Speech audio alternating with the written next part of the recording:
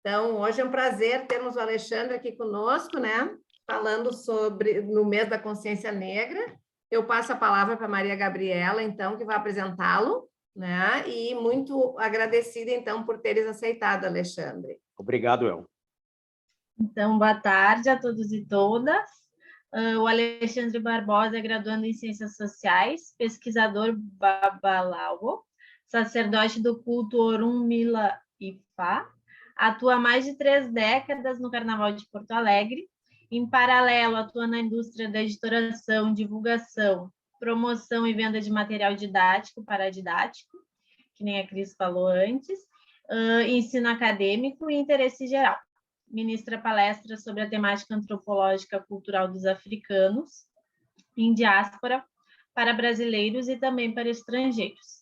Atualmente está debruçado sobre a pesquisa do protagonismo do africano em diáspora, especificamente no Brasil, e busca da identidade cultural na origem, suas influências, composição e desdobramentos na atualidade e no futuro, problematizando e tensionando a busca pela identificação, aceitação e informação dos africanos em diáspora, bantus, fons e yorubás, principais etnias que ajudaram a constituir o DNA afro-brasileiro.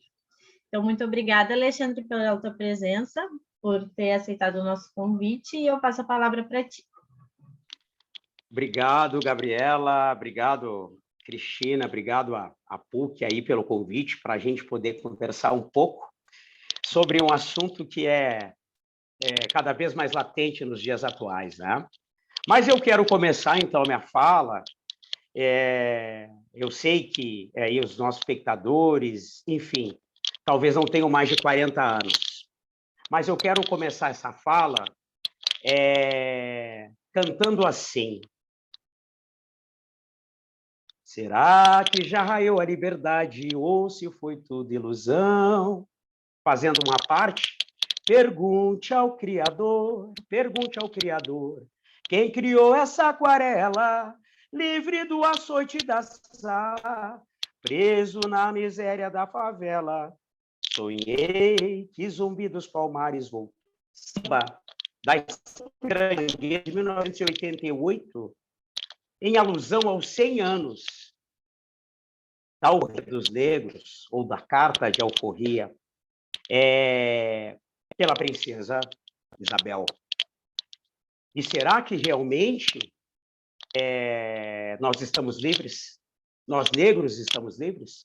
Nos dias atuais, no quadro social atual do Brasil, é muito importante, então, que nós possamos usar este mês que se comemora a morte de Zumbi, para que todos nós, de qualquer etnia que nós possamos ter, mas que somos brasileiros, para que possamos entender. Eu costumo falar que a consciência negra, o negro já tem e sabe que é negro, mas o negro, principalmente, tem que ter consciência africana, ter a consciência de onde a gente veio, os nossos antepassados, os nossos ancestrais, de que forma vieram, como isso aconteceu, de que forma e como se traduz nos dias de hoje.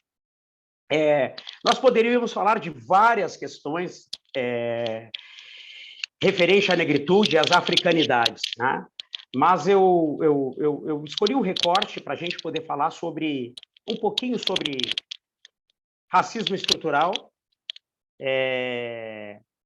que se constrói no DNA do brasileiro. Então, todos nós somos tocados em níveis maiores ou menores pelo racismo estrutural. Falar de racismo é algo que às vezes parece, após 131 anos, a gente está chovendo no molhado, mas não é. É uma luta, uma reflexão, vamos dizer assim, que nós teremos até depois do infinito. Nós, todos nós, né? Não só nós negros, mas todos nós, ou negros e pardos, enfim, todos nós.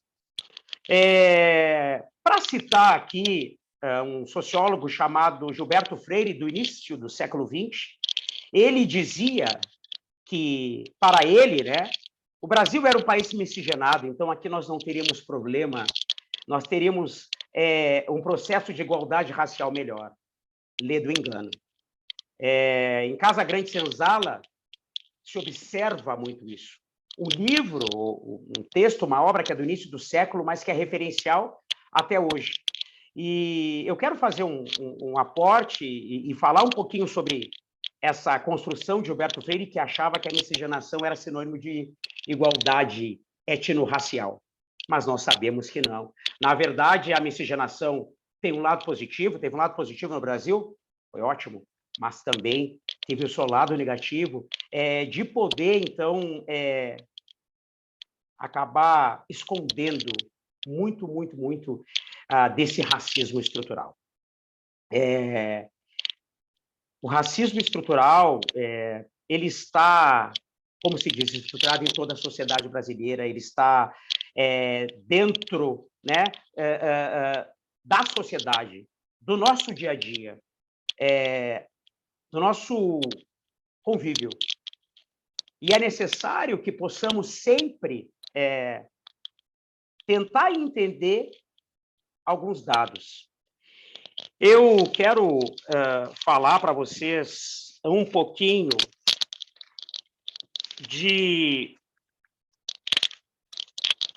do percentual que nós temos aí em termos de branquitude e que fala um pouco da desigualdade, que reflete essa desigualdade, que reflete essa fala que está dentro do processo do racismo, que está dentro do processo desse racismo estruturado. Então, hoje nós temos ainda dados aí do IBGE de 2014, 10% dos mais pobres da população, desses 10%, na verdade, nós temos 3 negros para 1 branco, dos 10% mais pobres da população. Isso é o quê? Isso também é reflexo. É um reflexo na economia? Sim, é um reflexo na economia. Ainda precisamos tocar nesse assunto, precisamos falar, e precisaremos falar muito mais. Quando a gente abre um pouco mais, quando a gente vai para a esfera social, sabemos que nós tivemos aí avanços, nós sabemos que, a partir de uma decisão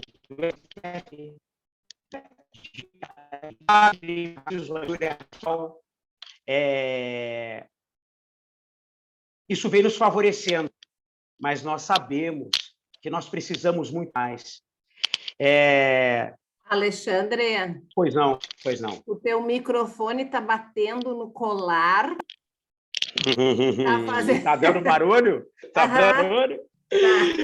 Tá. Eu vou segurar assim um pouquinho. Isso, então. Ótimo, maravilha. Eu não estou usando sem fio porque pode dar problema com bateria, então achei melhor. Tá bom. Obrigado, Cristina. Obrigado. Nós sabemos já há muito tempo, a partir da biologia, a partir do sequenciamento de genoma e da antropologia cultural, que nós somos uma raça só, que é a raça humana. Nós sabemos que viemos todos praticamente do mesmo lugar ou do mesmo lugar. A antropologia paleontológica fala sobre isso. Então, algumas discussões que estão tão latentes hoje, eu vou melhorar. Algumas discussões que nós estamos tendo hoje, me parece que a gente volta a 300 anos atrás. Nós também precisamos entender... alguns amigos me perguntam, às vezes, quando falo do processo espiritual, mas a religião de vocês... Bom, em primeiro lugar, não é religião, é espiritualidade. Para quem é africano, descendente africano, afro-brasileiro, africano em diáspora, tudo é espiritualidade. Religião é um termo, primeiro, branco. E veja bem, eu não sou xenófobo, não existe aqui uma questão separatista. Embora, em alguns momentos, a gente precisa fazer o rompimento, nós precisamos romper algumas coisas, para que cheguemos em outros pontos.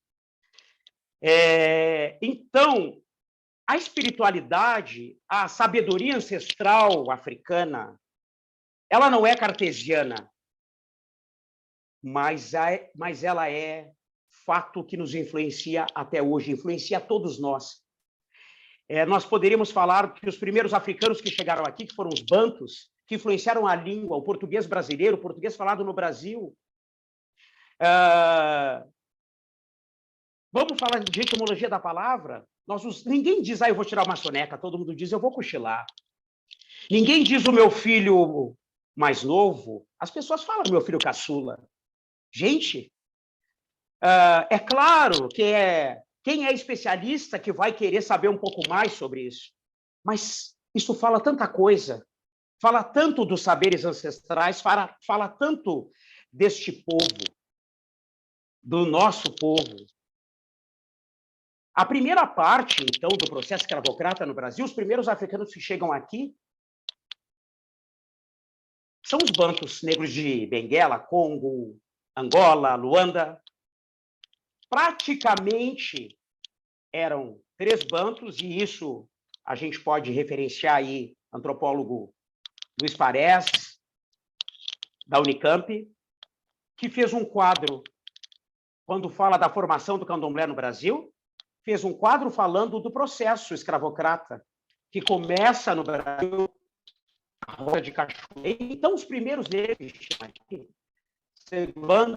sobre isso, então, vem os negros, são os Fons, Alexandre, são os negros do Daomé, aqui, que receberam a alcunha de Jeje, e no final do século XIX, aí chegam os iorubás, que hegemonicamente conseguem colocar o seu processo, até pela forma que chegam aqui, conseguem colocar, então, o processo cultural mais forte, mais abrangente. Mas a presença do sangue afro no DNA brasileiro é desde o descobrimento. Que bom que hoje a gente pode falar axé, e a grande maioria das pessoas entende. Que bom que hoje a gente pode cantar, a gente pode sambar, a gente pode orar, a gente pode fazer o que for preciso para cultuar a nossa ancestralidade, a nossa espiritualidade, a nossa brasilidade também. Porque o DNA do brasileiro é este. Infelizmente, o processo do racismo estrutural, ele não veio. Vocês são meus irmãos, muitos irmãos,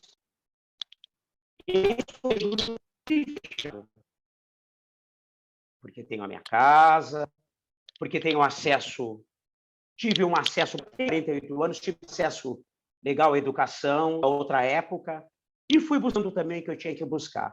Mas me dói no peito quando eu ouço um irmão ou não irmão dizer: eu não precisei de cotas para entrar na universidade. Mas como?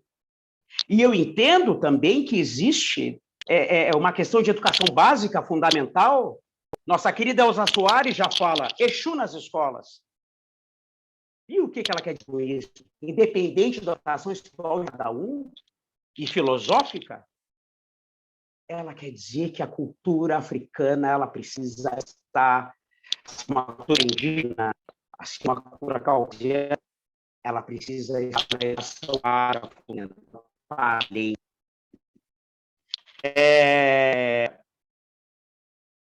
Racismo é uma ideologia de dominação, né? É uma ideologia de dominação, uma raça que se torna dominante. Nós estamos discutindo uma coisa que estaríamos discutindo mais. Nós precisamos trazer isso à tona. Nós precisamos reforçar essas questões. Tantos nossos que sempre falaram, tantos nossos à frente, que são protagonistas na história. tantos nomes, fora os que a gente não sabe, fora os que a gente não conheceu, fora os que foram mortos. O genocídio de pessoas negras, ele continua sendo maior no Brasil, ainda.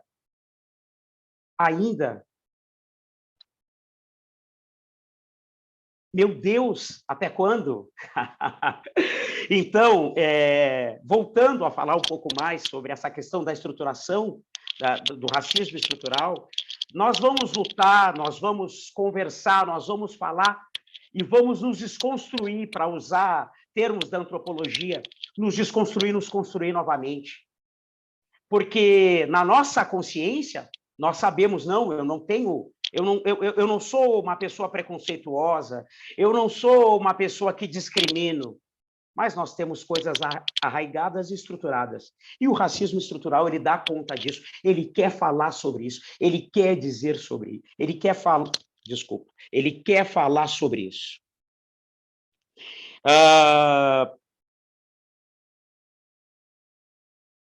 Eu ainda, a semana passada, encontrei uma amiga jornalista negra, que foi uma das primeiras jornalistas negras aí no grupo de mídia hegemônico aqui do Rio Grande do Sul. E eu perguntei para ela, me defina como a gente pode combater racismo estrutural. E ela disse para mim, Alexandre, luta, debate, conversa. Ela é uma pessoa que está com 70 e alguns anos. Então, como eu não vou falar, como a gente não vai falar, como nós não vamos falar, como os nossos mais novos não vão falar. E eu também gostaria de começar falando sobre uma outra questão que eu ouço também dos meus amigos, que em algum momento eles me dizem assim, não, negão, só um pouquinho, mas o negro também é racista. Não existe racismo reverso, gente. Não existe preconceito às avessas. Por favor, nós precisamos falar para cada um dos nossos que não existe. Porque as etnias africanas no Brasil, elas nunca foram dominantes em nenhum setor. Muito pelo contrário. Então, é necessário que nós ratifiquemos esses pontos, principalmente nesse momento, durante 2 anos e tanto de pandemia, as ressignificações que essa pandemia nos traz. E nós estamos discutindo ainda tortura. Nós estamos discutindo ainda que a cor da minha pele ela pode inibir uma pessoa de passar por mim na rua.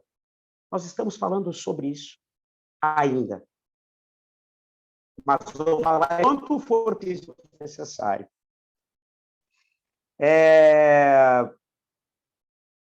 Eu quero abrir aí o espaço também um pouquinho para que vocês possam fazer suas perguntas, porque se deixar, eu vou falar, vou desenvolver um tema enredo, vou fazer um samba e ainda vou dançar aqui, né? Bom, tá, Alexandre. A primeira pergunta é se racismo, preconceito e discriminação têm o mesmo significado. Obrigado pela pergunta, Gabriela. Na verdade, não. São coisas que caminham junto, que conversam, mas não têm o mesmo significado. Porque o racismo é justamente, acho que eu já tinha falado um pouquinho antes, mas o racismo é isso, né? É a concepção de uma raça se considerar superior a partir de uma outra. Eu achar que porque eu sou, enfim, judeu, eu sou melhor que um americano, ou que eu sou melhor que um japonês, ou que, enfim, o processo de racismo ele vai Começa por aí, né? Preconceito, todos nós, né? O preconceito pejorativo, todos nós preconceituamos algo quando nós vemos, nós fazemos um pré-julgamento. Mas eu olhar, por exemplo, para um casal e ver uma mulher loira e um negro, e eu dizer, nossa, claro, porque ela é loira, ela escolheu o negão, ele é um negão, escolheu uma loira. Então, preconceito leva muito ao determinismo, né?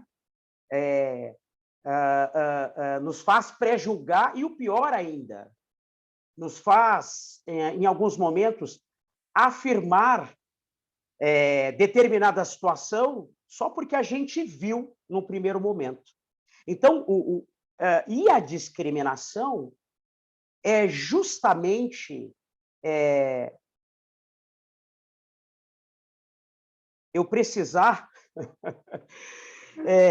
de ter um acesso especial em função da cor da minha pele, para entrar no lugar. Eu ser discriminado. Vou dar um exemplo para vocês. Me desculpa estar aqui falando um pouco, advogando em causa própria, mas se faz necessário. Eu, há 2 semanas atrás, peguei um aplicativo. E eu hoje moro no bairro da periferia de Porto Alegre, mas que é uma cidade, são 100 mil habitantes. Uma comunidade maravilhosa. E aí entrei no Uber e, desculpa, falei o nome do aplicativo. Nada pessoal. Até porque essa empresa é uma empresa que tem uma história muito legal relacionada a políticas afirmativas. Mas, enfim, o motorista me olha, ele era branco, ele me olha e eu esqueci de dizer o meu nome na hora da entrada, e era meia-noite do dia 15 de novembro. E ele me pergunta assim, teu nome? Eu disse, Alexandre. E ele, tá, não, porque poderia ser alguém que tivesse chamado. Nós estamos indo para a Restinga? Ele me pergunta. E eu disse, sim, estamos. Mas lá não é boca braba, né? Ele, um homem branco, já talvez tivesse a minha idade, talvez um pouquinho mais. E aí na hora, eu fui reativo. Acho que tenho ficado, né? Porque estou perto dos 50. Eu disse assim, me soou como preconceito, meu amigo. E ele, não, enfim. Aí eu fui conversando com ele algumas coisas. Foi uma fala muito boa, nós conversamos muito bem. Eu disse, tu não conheces a Restinga, o Rubem Berta? Tudo bem, ele não mora aqui, ele morava na Grande Porto Alegre, mas não importa. Ele é motorista de carro. Quem é motorista tem que conhecer por onde anda. São ossos do ofício. E aí eu disse para ele, tu pode ficar bem tranquilo, tu vais até te surpreender quando tu chegares lá. Eu entendo que hoje a questão da violência, ela é uma coisa latente, tá? Pois as pessoas acabam perdendo a vida por um celular. Mas eu percebi, eu posso dizer para vocês com toda a minha construção e desconstrução, que foi algo que era, em primeiro lugar, perene a cor da minha pele e ao bairro que eu moro. Então, o processo de discriminação é isso. É eu discriminar alguém pela roupa que veste, pelo lugar onde mora. Então, e dentro da questão etnorracial, são coisas distintas, mas que conversam junto, caminham juntas, né? Obrigado, Gabriel. Não sei se eu consegui te responder, mas... Eu que agradeço, o João. Agora tem outra pergunta. Tudo bom, Alexandre? Consegue me ouvir bem? Estou te ouvindo, João. Claro. Bom, prazer estar te ouvindo aí hoje. Obrigado. E a minha pergunta é, o que é racismo estrutural e quais as consequências desse fenômeno na nossa sociedade como um todo? E se eu puder já emendar mais uma?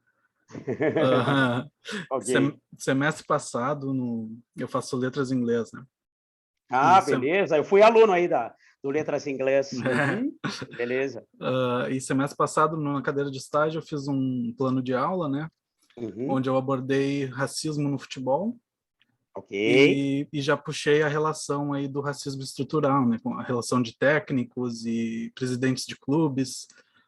Certo. E aí a minha pergunta seria mais para esse lado, assim, como podemos abordar esse assunto na sala de aula, assim, se o senhor teria alguma ideia. Na verdade, né, eu vou começar pelo fim e te falo sobre... Eu acho que te falo depois, te dou um conceito sobre racismo estrutural, que são tantos, né?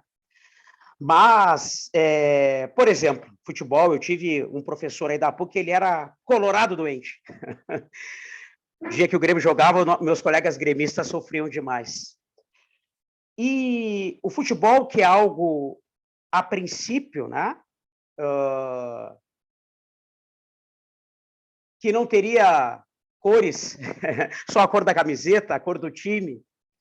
O futebol que agrega, né, as pessoas, o futebol que une a família até para assistir, se não for no estádio, une os amigos para fazer um churrasco. Mas hoje, se a gente... desculpa estar te respondendo com pergunta, mas o nosso bate-papo é isso mesmo. Hoje, se a gente for ver quantos técnicos negros nós temos... Quase nenhum. Na série. Não é? E aí nós voltamos para Casagrande Senzala para tensionar Casagrande Senzala de Gilberto Freire. Quer dizer, a Casagrande está tudo certo. No momento que o negro passar para Casagrande, dá problema. Deixa ele na senzala, que acabou virando também um termo pejorativo, mas senzala significa aldeia. Então, falando do futebol, e outro dia outro amigo meu me falava sobre isso, esse é um dos efeitos do racismo estrutural. Então, parece que é só o operário, ele pode ser o negro, né? Mas quem comanda, quem dirige, quem dá as ideias, não pode ser. E eu acredito que os times... tem um time, que casualmente é o meu, tá? Mas, por favor, eu não quero fazer apologia ao Colorado aqui. O Inter tomou uma atitude agora, semana passada, de justamente qualquer funcionário que seja contratado em qualquer um dos patamares, colocou uma cláusula antirracista. Então, eu acho que porque não é preciso, né, que venha de cima. Porque a grande massa, o grande público, nós estamos lá torcendo, a gente acaba, em muitos momentos, não se dando por conta disso. Então, quem precisa fazer isso precisa vir de cima, sim. Assim como ocorreu em alguns governos, leis hoje que são, na verdade, que foram importantíssimas para o avanço antirracismo no Brasil, para combater o racismo no Brasil. E antes da gente ser, eu acho que antes da gente ser, claro que a gente vai lutar contra o racismo, a gente tem que ser antirracista. Eu acho que nós precisamos ser antirracista. A gente precisa parar de naturalizar as coisas. Eu preciso parar de naturalizar, eu preciso, pelo menos, questionar quando eu entro na universidade, pública ou privada, e eu vejo um cara ou uma mulher negra varrendo e achar isso normal. Eu tenho que ser e isso não é normal. Isso não é normal. Então, meu caro amigo, acho que essa é uma das formas que a gente pode tentar combater o racismo dentro do futebol também. E isso precisa começar dos dirigentes. Os dirigentes. E tem presidente negro de futebol no Brasil? E quantos jogadores negros nós temos na história? Não vou falar nem no Rei Pelé, né? Nós temos 3 times no Brasil que tiveram a história mais racista. Que tem a história mais racista. E hoje eu tenho orgulho de ver amigos meus usando camisetas desse time. amigos negros meus. Hoje eu tenho orgulho de ver morador de rua usando camisetas de times ligados à elite e ao racismo. A história é esta. Nós sabemos que era o quadro da época, mas a gente precisa combater isso veementemente quando for falar de futebol. A gente precisa ter veementemente, desculpa, obviamente, dos dirigentes, precisa vir dizendo. A gente vai continuar falando, e outra coisa, nós precisamos tirar esse papo da academia, botar para a rua. Nós precisamos levar isso para a rua, de várias formas, claro que não existe uma forma só. E para te responder um pouquinho sobre racismo estrutural, ou te dar um conceito sobre racismo, mais um, porque eu acho que nós temos aí várias falas, vários falantes que dizem e que falam sobre o racismo estrutural, que maravilha. Então, o que eu posso te falar é que racismo estrutural é uma forma sistemática de discriminação, tá? E que, infelizmente,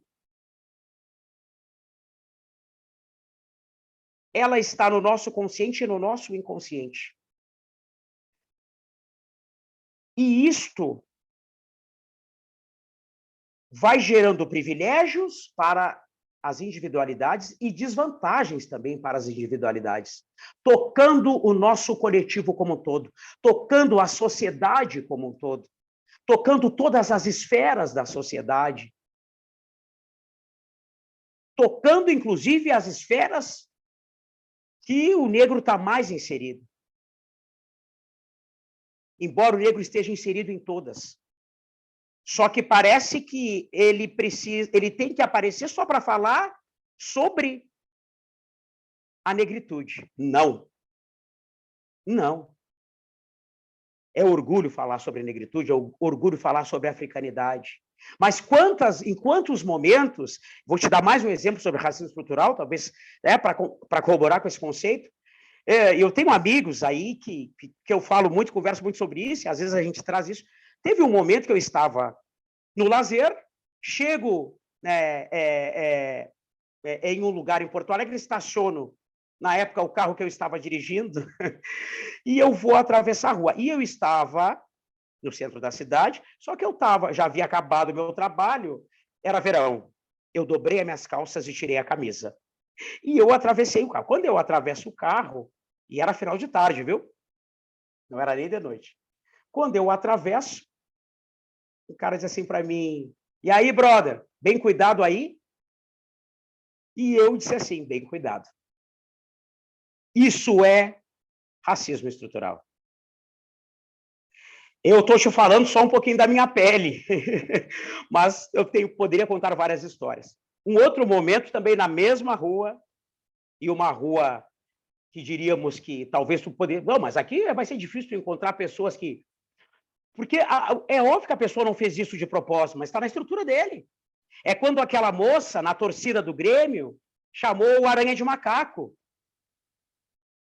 O que me preocupou, eu lembro que nós tensionávamos isso dentro das ciências sociais, que fica no prédio 8 aí da PUC, nós tensionamos isso. O que eu questionava na época não era ela ter gritado, ter falado, ter dito um palavrão, ter dito uma palavra pejorativa. O que me levava a conversar era a estrutura que ela veio, que isso era naturalizado nela. Que era, isso que me preocupava. Porque no futebol a gente sabe que saem umas palavras bem bonitas, né? Para todo mundo, chega um momento, faz parte, a gente xinga, que é uma palavra africana também, viu? Xingar, né? Tem origem, a etimologia dela é africana, é bantu. Então, e aí num outro momento, nessa rua também, era um final de tarde, né? E aí eu fui tomar uma água, mas a água que o passarinho não bebe, E aí, os moradores de rua ali lavam o carro e tal, disseram para mim, ô, negão, podemos lavar teu carro? Beleza, bora lá. Ah, vamos lavar só os tapetes e tal. Tá, e aí os guris estão lavando ali, o carro tá fechado, os guris lavando os tapetes, e eu ali, e eu fora, eu estava parado aguardando uma amiga. E aí chegou um rapaz e disse assim para mim, é legal, que legal aqui essa rua, pois é, conheço um pouco Porto Alegre, sou de Porto Alegre, mas conheço um pouco e tal. Mas me diz uma coisa, de onde é que vocês tiram? E eu sem camisa de novo, né? Verão, né? Porto Alegre, a gente sabe, Porto Alegre. Me diz uma coisa, de onde é que vocês tiram água para lavar o carro? E eu continuei falando, nós estávamos falando sobre política, falando um monte de coisa. E eu continuei conversando. E ele disse assim, mas de onde é que vocês tiram água aí para lavar o carro, amigão? Eu digo, meu amigo, eu acho que os meninos tiram ali daquele lugar, é um chaveiro, ele tem uma torneira, enfim.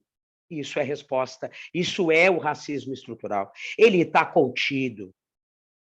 Então, isso é racismo, isso é um dos viés do racismo. Tem tantos outros, tem tantas outras formas. Né? Eu me criei ouvindo em alguns momentos alguns amigos diziam, não, mas olha lá, aquele negro, aquele macaco, aquele negro preto. Opa, isso é racismo estrutural. Isso é racismo estrutural. Não, vou casar. Não, minha filha vai casar com... Precisa clarear a raça. Isso é racismo estrutural. Não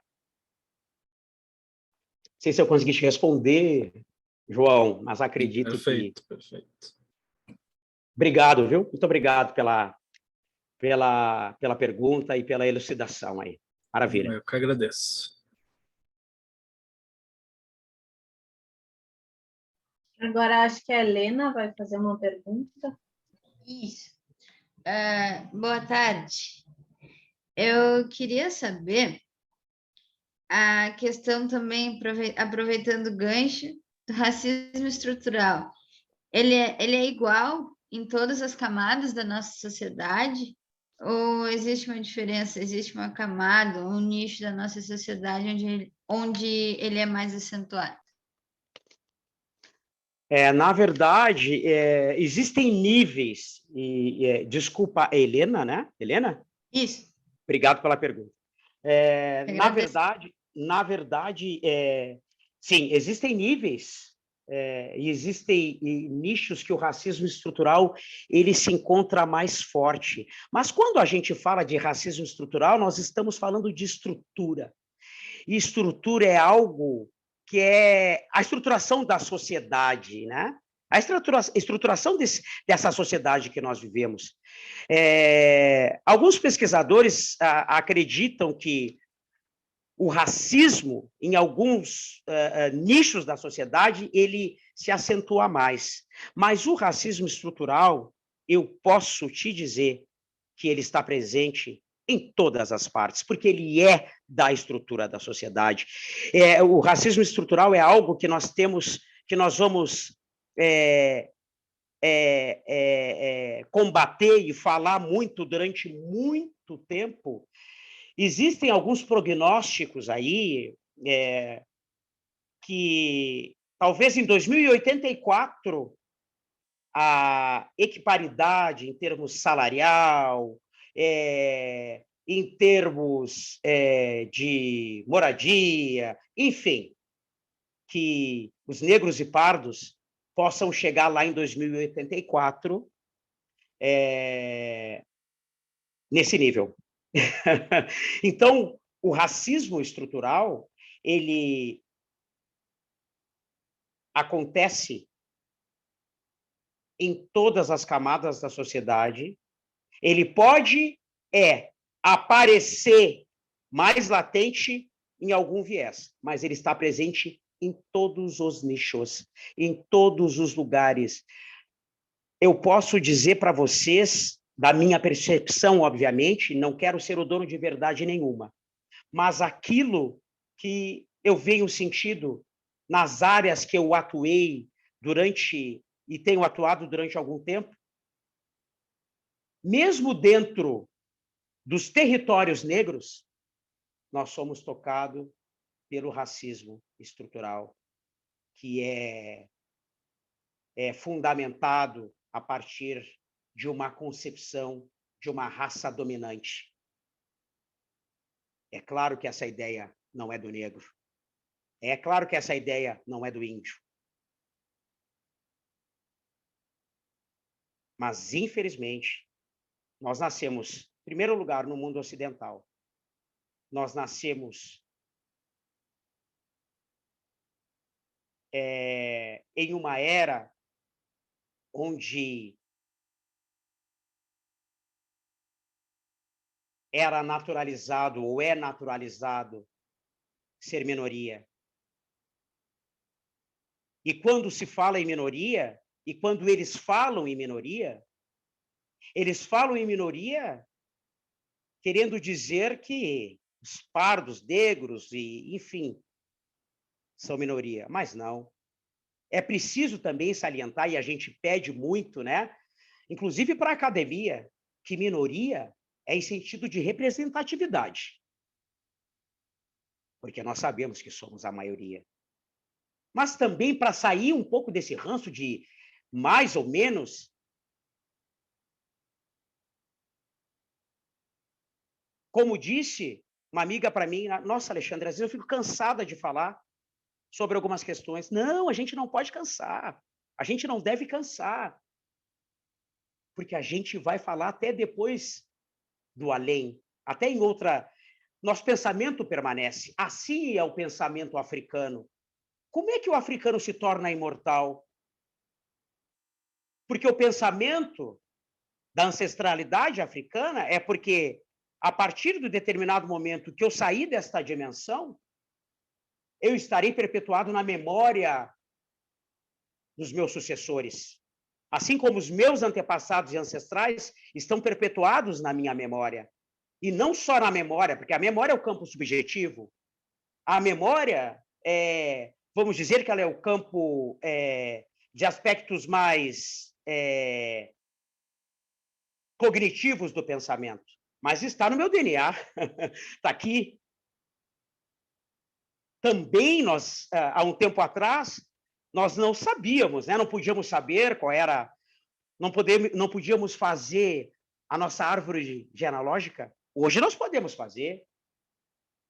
Hoje nós podemos saber da nossa ancestralidade de fato. Posso saber o quanto que eu tenho de sangue banto, sangue iorubá, sangue fon, sangue caucasiano. Posso saber quem são meus ancestrais africanos. Eu espero que isso um dia seja possível para todo mundo, né? Não ainda só para um grupo privilegiado.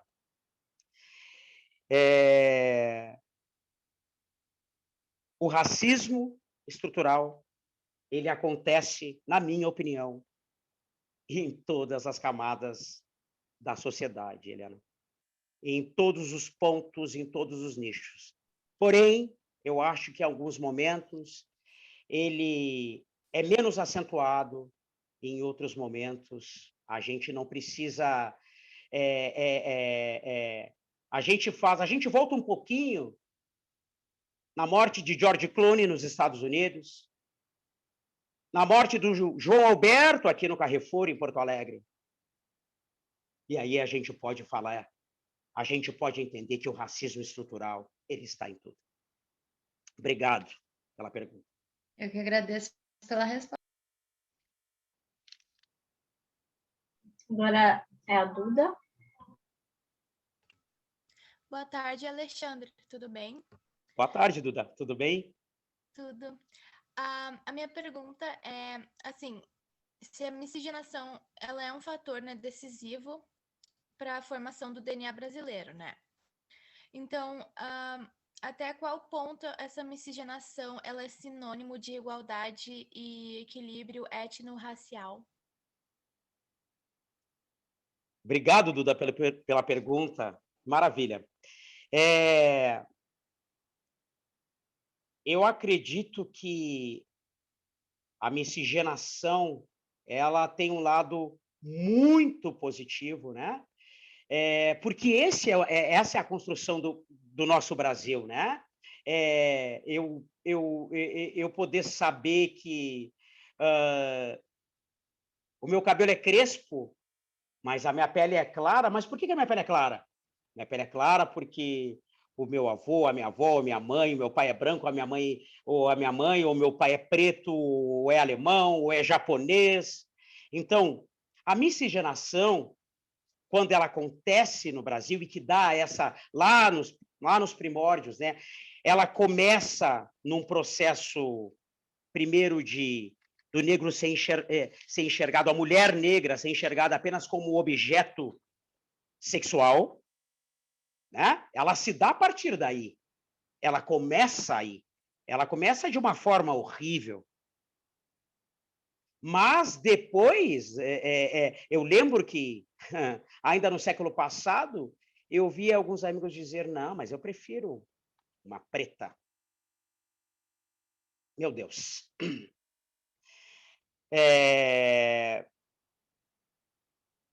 E não era no sentido de dizer assim, para mim não tem problema, como eu tenho uma... Não tem problema, não importa a cor da pele de alguém para eu me relacionar. Eu estou falando miscigenação a partir deste sentido, a partir desta lógica. O início da miscigenação, o início dessa construção miscigenada, foi essa mistura de raças, e a partir da etnia, uma mistura étnico-racial, a partir, então, da nossa etnia, ou das etnias africanas, com as etnias caucasianas aqui no Brasil, que foi algo meio forçado, acontece um fenômeno maravilhoso. Porque isso também eu começo a entender que, não, na verdade, ele é negro, ou ela é negra, ou ela é branca, ou ele é branco, mas vamos falar sobre a questão étnico-racial dos negros. Ele é negro? Não, mas ele não cheira mal. Ele é negro? Eu posso me relacionar com ela. Quer dizer, eu não vou usá-la só para desejos sexuais, aí eu volto para casa para a minha vida normal. Não, eu começo a entender que aquilo que estava estruturado em mim, que daqui a pouco eu ouvi, e eu estou falando agora como branco, que estava estruturado em mim, que me disseram, não, tu não deve, que eu aprendi, não pode, não, mas aquele cabelo não é ruim, que aquele cabelo é lindo de se acariciar. Então, a miscigenação, o início dela foi no nosso país, ainda, claro, a gente está falando do início do século XX, para Gilberto Freire era sinônimo de igualdade. Mas ainda não era, como ainda não é hoje. Mas eu vejo a miscigenação como grande ponto para o extremismo, e o extremismo no sentido negativo. Extremismo já está falando, ismo já está dizendo que é uma coisa negativa. Para que eu não olhe para ti, Duda, quando eu passar na rua e tu daqui a pouco, em algum momento, tiver uma atitude reflexiva, sei lá, arrumar alguma coisa, pegar teu telefone, botar no bolso, e eu não achar que não, a Duda, na verdade, ela não fez isso por causa da cor da minha pele, ou porque ela é branca e eu sou preto.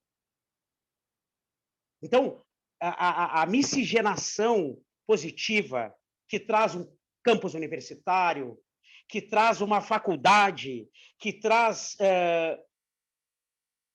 uma empresa que começa a trabalhar essas considerações, leis que começam a fazer valer e entender. Mas só que, e isso são nuances da miscigenação? Sim, são nuances da miscigenação. Só que o racismo estrutural, ele está contido naquela pessoa que diz assim, e está contido naquelas pessoas que dizem o seguinte: não, eu não precisei de cota para entrar na universidade. Não, mas eu sou branco pobre, eu também preciso de cota. Não, porque Meu Deus do céu, não é sobre isso. Ou então assim, não. Ô Moreno, vem cá. Não, eu não gosto de chamar de negro. Eles dizem para mim, não, pode me chamar de negro ou de Alexandre, ou pelo meu nome, ou de preto. Não, eu não falo porque Deus o livre, né? Pode dar cadeia. Então, mas a gente tem que parar de... É claro que é necessário. A gente pode olhar para tantas outras sociedades fora do Brasil, né? Para se espelhar. Ou ainda aqui nas Américas. O Brasil, nosso país, foi o último país das Américas a libertar os seus negros.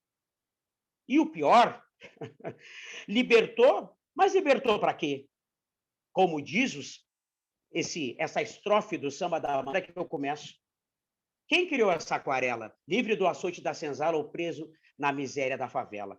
Então, a miscigenação, ela, eu acho salutar neste ponto, neste sentido de, hoje nós vemos, né, vários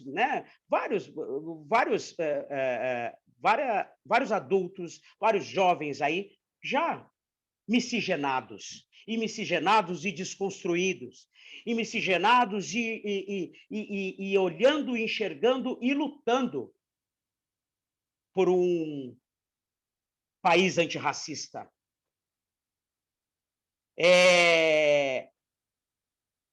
Nós vemos uma juventude, um pensamento jovial, porque eu não quero colocar só, vamos dizer, aos jovens de 20 ou de 30, né?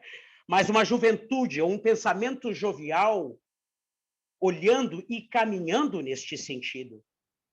E isso, para mim, é fruto, sim, de uma miscigenação positiva. É fruto, sim, de uma discriminação positiva.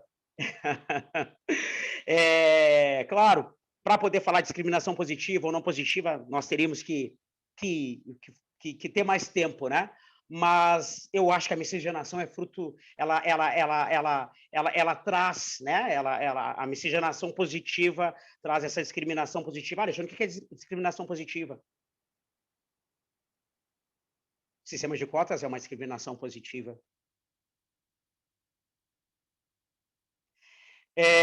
Duda, espero ter respondido a tua pergunta, mas se ficou mais alguma coisa, eu estou aqui à tua disposição. Eu entendi sim, Alexandre. Muito obrigada. Obrigado a você. Então, Alexandre, em função do tempo aí que a gente tem, agora acho que a gente podia já ir se encaminhando para as considerações finais. Okay. Agradecer mais uma vez a tua presença, a tua colaboração aí para o debate, que foi muito bom para nós. Gabriela, sim, eu quero te agradecer a Cristina, agradecer aí a PUC pela oportunidade da gente poder falar um pouquinho de algo que está junto conosco, que nos acompanha. E eu quero deixar aqui alguns dados, né? Voltando um pouquinho no passado,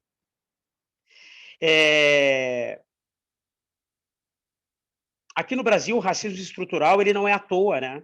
Justamente, uma das coisas é a gente ser o último país das Américas a ter libertado aí os negros. Mas antes ainda de 1888, nós tínhamos em 1834 uma lei, por exemplo, que proibia o negro de estudar. Nós temos lá em 1850 uma lei de terras que nem as pessoas nem todo mundo tinha acesso a isso e muito menos os negros.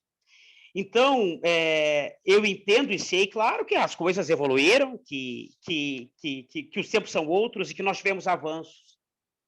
Mas ainda se faz necessário esse combate. O que eu gostaria de falar, assim, para a gente tentar combater? A gente tem que ser antirracista,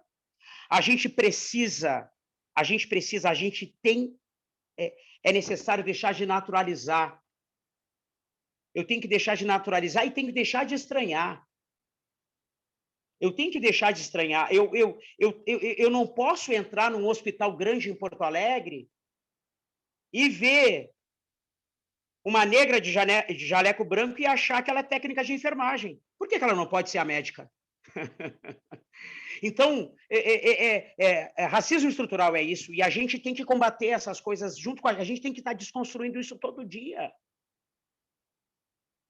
Então, essa naturalização, e a gente usa muito esse termo dentro da antropologia, a gente tem que combater essa naturalização, e ela está junto, infelizmente, do racismo estrutural. Precisamos entender que não existe racismo reverso, até na fala do botequim, na fala do bar, ou na fala dentro de casa, não existe racismo reverso. E não existe racismo reverso porque o racismo ele só aconteceu em função de um pensamento dominante. E, infelizmente, aonde, e aí completando aí, corroborando com a resposta com a pergunta da Helena, infelizmente, aonde nós teríamos é a estruturação política. Ela também, eu digo que ela é um dos principais nichos da sociedade, onde isso tem que ter mudado. Tem mudado.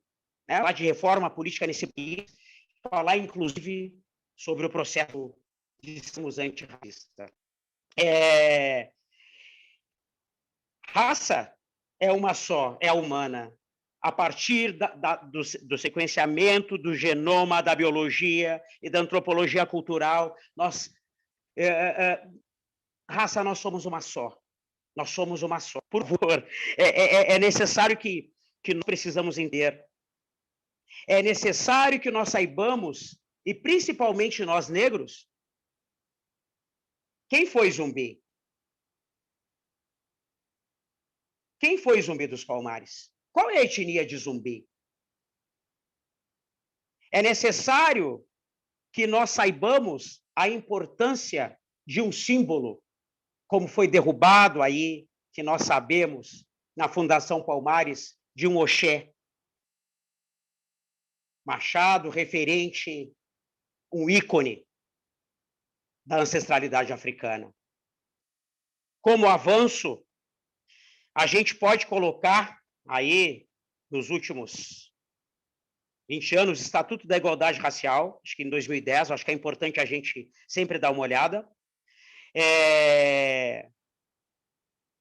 A tipificação do crime de racismo pelo STF, importantíssimo.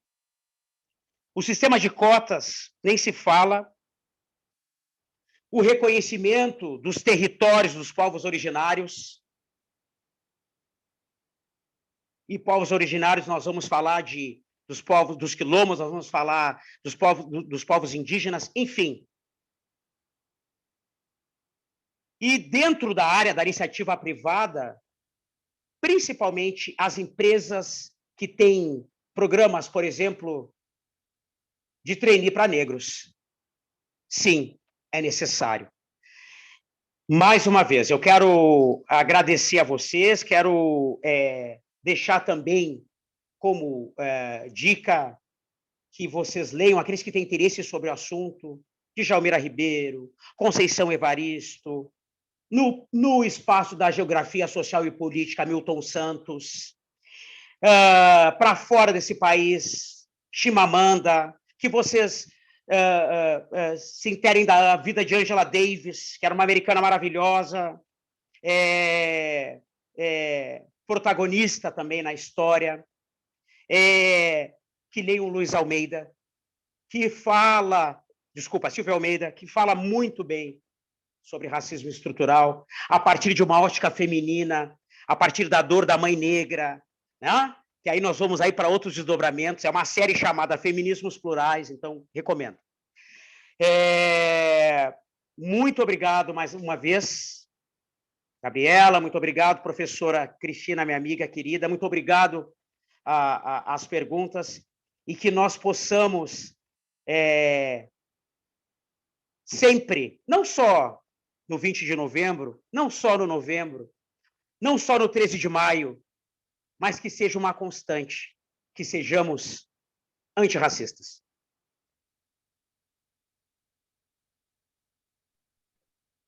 Muito legal, Alexandre.